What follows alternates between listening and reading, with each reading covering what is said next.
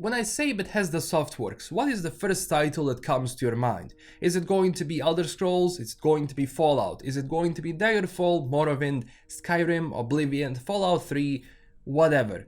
Now, basically, everyone here has a title from Bethesda that they have a very fond memory of, especially because I kind of grew up with Bethesda's games, and I'm sure a lot of people grew up with Bethesda's games, especially because during those times Bethesda was considered one of the best companies in the world, especially when it comes to making RPG titles. And Bethesda's games always shared a similar formula. You were in this open world, you were able to do whatever you want, make the character how you want, first person, third person, do whatever you want, go. And that was something which has been working really well for those games, and that's why everyone here has fond memories of Morrowind and Oblivion and Skyrim, just because those games were filled with detail and quests and adventures you can go on to, which basically cemented Bethesda into where they are today.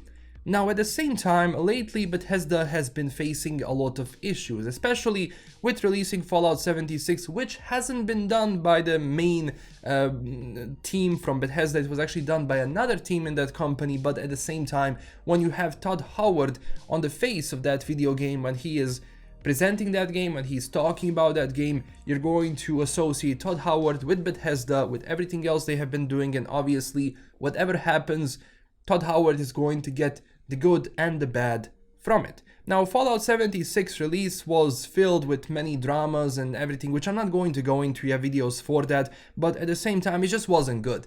And when the game came out, I was there one, because I just wanted to see how it plays out, because I always wanted and always loved the idea of a multiplayer Fallout game, but in the end it turned out not to be good. So now, before that, even Fallout 4, a lot of people had problems with it. Honestly, I enjoyed it. It wasn't the best Fallout game, but honestly it was a really fun title, and it was a really, good game, so I was just enjoying it, especially if you go to survival difficulty. But nevertheless, after Fallout 76, the reputation of Bethesda went down. It went down a lot. Not just that, but also reputation of Todd Howard went down a lot. And you can find a bunch of videos out there which talk about, oh, Todd Howard lied about that, he lied about this, whatever.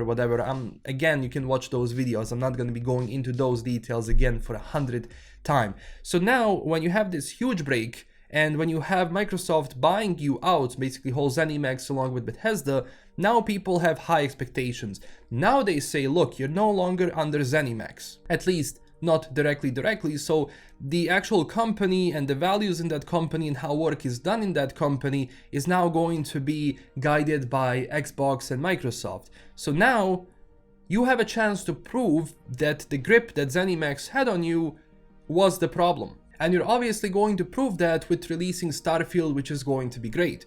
Now, look, Starfield is coming at the end of this year. So far, we have seen a lot of concept art. We haven't seen actually gameplay or anything proper from the title, which I'm sure we are going to see soon, because if they plan to release by the end of the year, which I think Todd Howard said that they must release on that time, that he's gonna stop doing video games if they don't, because that project must succeed. And that's one of the things, pressure Todd Howard has towards this, because as I said, when Fallout 76 came out, he was associated with that title, he was associated with that development, so obviously the entire company goes down, because let me be honest, that's a quick cash grab. Like, in that Fallout game wasn't good, you can defend it all you want, it just wasn't good, it wasn't done from the heart, as it, previous Fallout and Bethesda's games, like for example Elder Scrolls titles, were done with the heart, with detail, and with proper care. So now when you think about Bethesda, you think about, well, their latest titles. So now Todd has a very difficult task in front of him.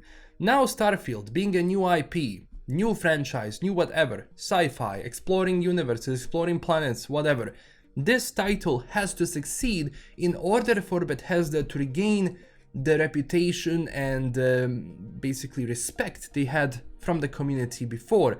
And that's why this title is extremely important. This is going to be the first title released from them, like a real title, which is going to be under Xbox, under Microsoft. So now you have to prove.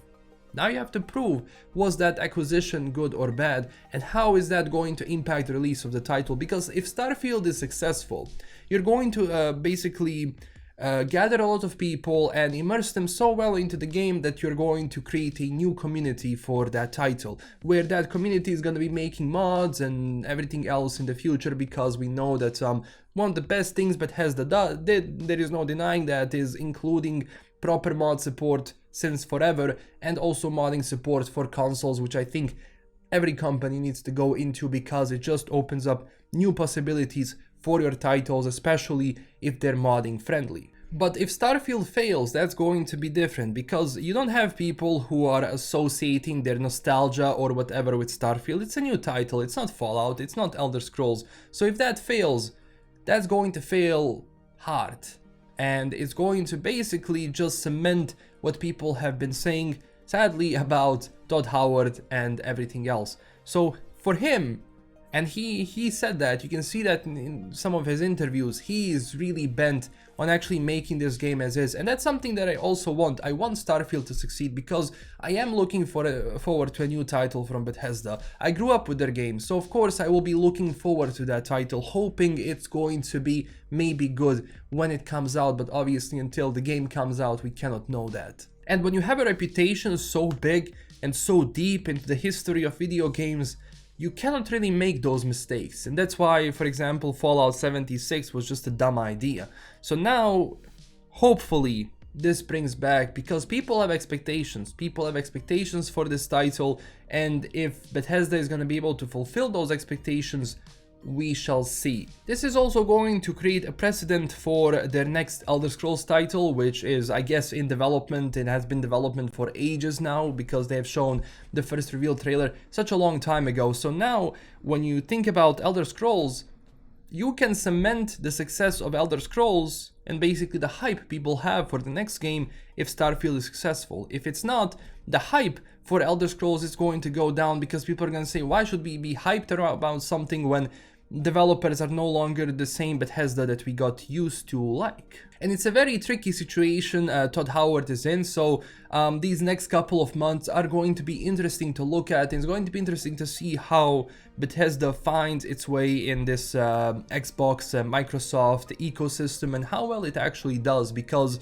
you know, this is going to justify or not justify the purchase Microsoft has made so far with Bethesda and ZeniMax and all of their studios. So obviously it's also good for Xbox if their game is successful, because they're obviously fighting Sony, which is their biggest competition. So if they want this game to succeed, it must, because that means more people on Xbox Game Pass and more people on Xbox and this entire ecosystem. So for them, this is much more important than just Bethesda. It's also very important for Xbox, and also how Xbox and Microsoft games are going to be perceived in this new environment, because Bethesda has to fill in more games, and Microsoft and Xbox have to feed the Game Pass beast. So you cannot really feed it with any game whatsoever, you have to feed it with games which are actually good.